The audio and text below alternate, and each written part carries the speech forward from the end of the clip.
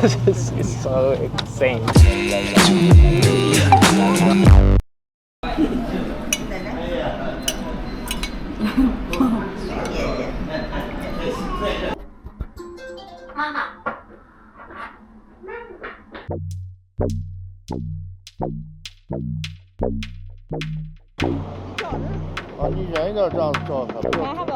Yeah. The bazaar. The, what is it called? The Grand Bazaar. Where?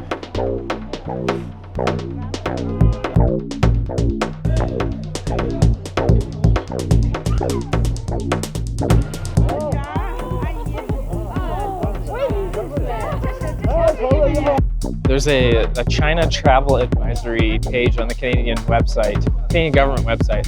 It's basically saying, don't come here for any reason. He was routinely ordered to arrest and torture Uyghur detainees. Visit is to include the western region of Xinjiang, where ethnic Uyghurs, most of them Muslims, have been unlawfully detained and mistreated. China's treatment of Uyghurs and other Muslim minority groups may constitute crimes against humanity. Not this market specifically, but to Xinjiang province. Anywhere in Xinjiang, which is the biggest province in China. It's like 20% of the entire country. Because it's super dangerous. You'll be detained without cause, arbitrarily. They definitely advise you not to film anything sensitive, which I'm not trying to, but so far so good. I haven't been murdered or detained, so thanks Trudeau.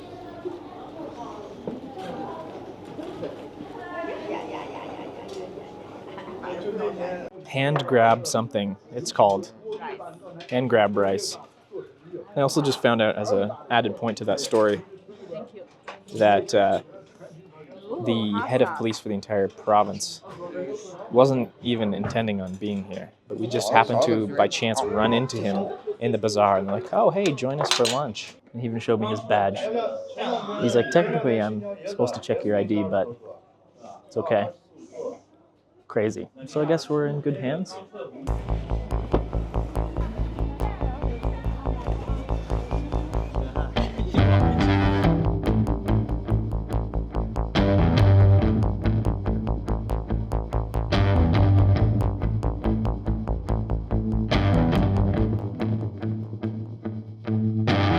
Camel, donkey, and horse milk available here if you want it. Time to put your baby on an exclusively camel milk diet. All right, off we go again. This time to, what's it called? I don't know where I'm going. I just go wherever. Okay, Canas. It's supposed to have more snow and be colder. Yeah, Snow Mountains. We're going on a 737-700. And, lakes. And the increased security thing is definitely turning out to be real. Security was a gauntlet. It was heightened. It was definitely heightened.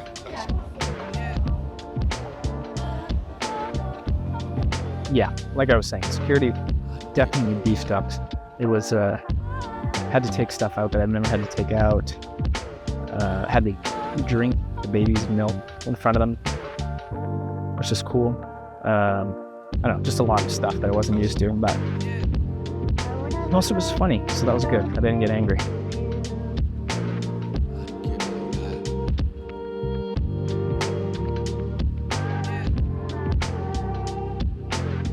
Just doing whatever they want.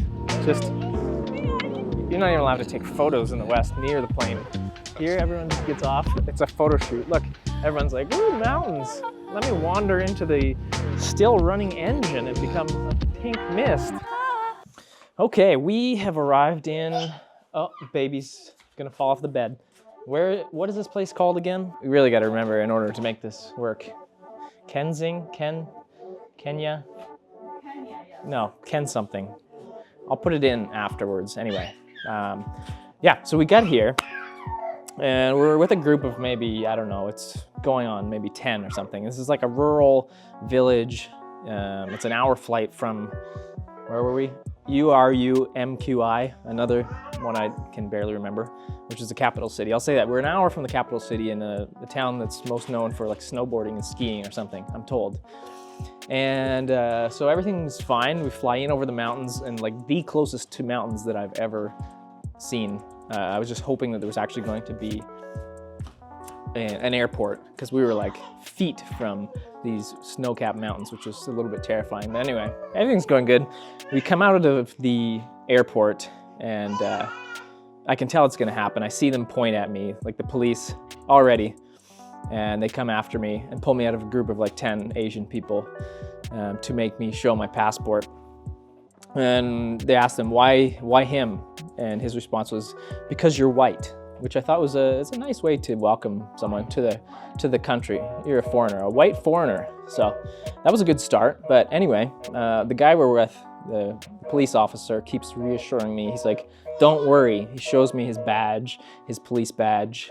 He's like, they're not gonna do anything to you. He's like, I just play cool. He's like, if goes down, don't worry, I got you. And also I'm a journalist for the central government, so that's like an added credential that they don't want to mess with. So hopefully he's right. I mean no harm here, but I do want to look around. And so far, the architecture is kind of interesting. It's we're like 50 kilometers from Russia, they have told me, which is shocking, a little bit shocking that we're that close. I've heard that you can accidentally ski into Russia. Some people skied into Russia by mistake and were arrested, which is just an absolute terrible ski trip. But the architecture here seems to have a bit of Russian influence, I'm told. I couldn't really tell you myself, but I agree when they tell me. He agrees. But anyway, yeah, we're gonna go and see if I can get accosted again and have people repeatedly request to take photos of my passport. So it should be fun. Let's go. We are here in Kansas, which is like Kansas without an S, in a very remote park, which I guess is still in Kansas. Oh, perfect. Another police check.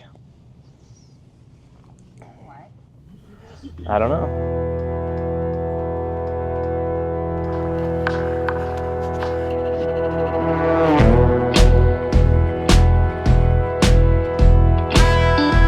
You know you're safe in the deep wilderness with this many cameras.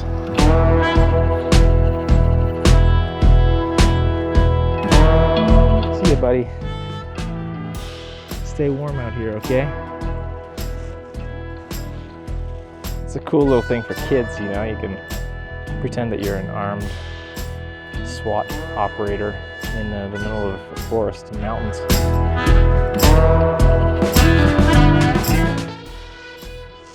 All right, we have arrived in Hinu, I think that's what it's called. Just waiting in the parking lot, that's what I see. Gotta be a little bit quiet because little man has been sleeping for a 2-hour drive and he just doesn't want to wake up. The drivers are all smoking as usual. And we're all checking in with our passports, which is what is standard for all hotels in China. You gotta show your passport and register.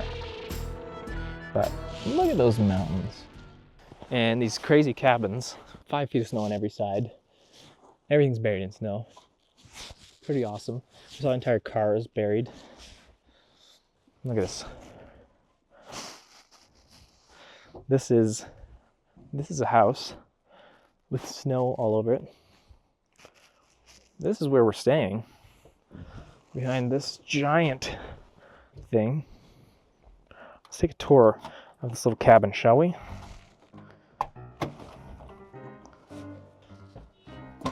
All the modern amenities that you could ever need, including a mismatched shutter speed and light, which flickers. This is what you get when you're way up north in China. Okay, 2 separate beds, whether you like it or not. Practice for your divorce. A few little snacks here included. Dried dates, raisins, things like that. Ah, TV there. Hey, it's warm. It appears reasonably safe, so I'm good with it. Sun is just setting here in Himu. Look at that. Where else do you get that? Yeah, probably in any city with mountains, but for now, let's just pretend that I'm special. Okay, credit where credit's due, I guess.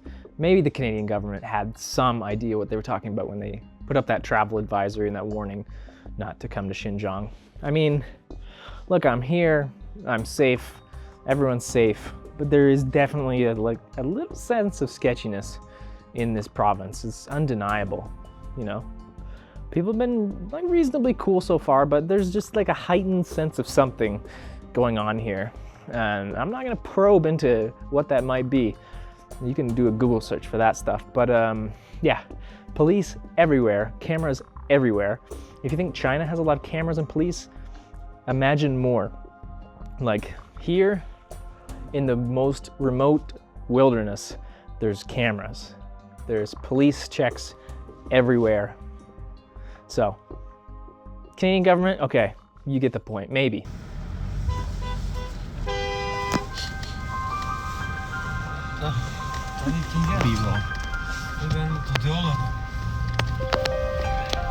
Say something? I'm not right now.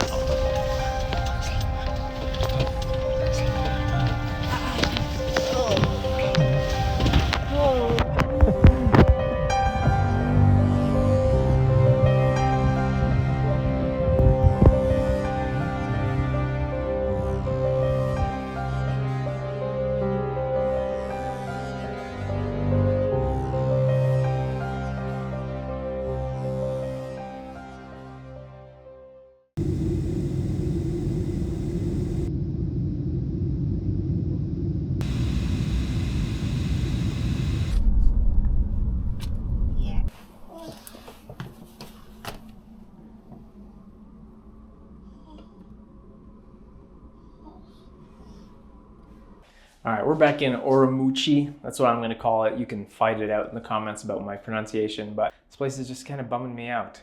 I mean, this hotel's cool. Look, this is a view from, you're showering right here.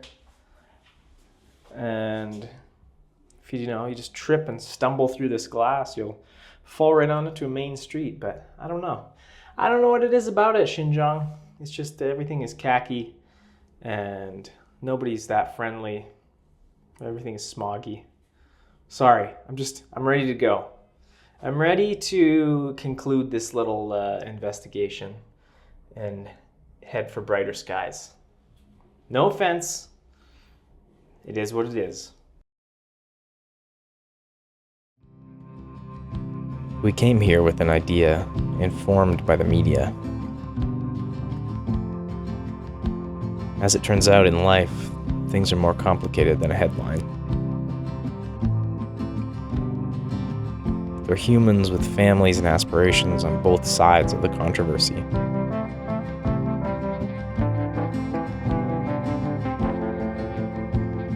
It's hard to reduce all these details down to a compact opinion that'll fit in a tweet.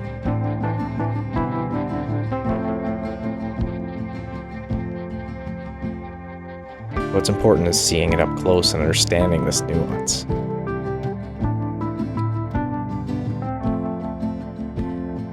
At the end of the day, people on both sides of the discussion just want to see their kids and eat a bunch of food that they like.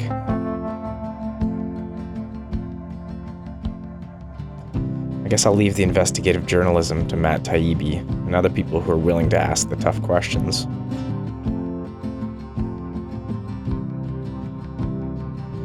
For now, I'm just going to focus on enjoying this alien place. I can only see it through my Western lens, and I can't help but have an emotional immune response to some of the things I experience. This is probably the last time I'll ever be in Xinjiang.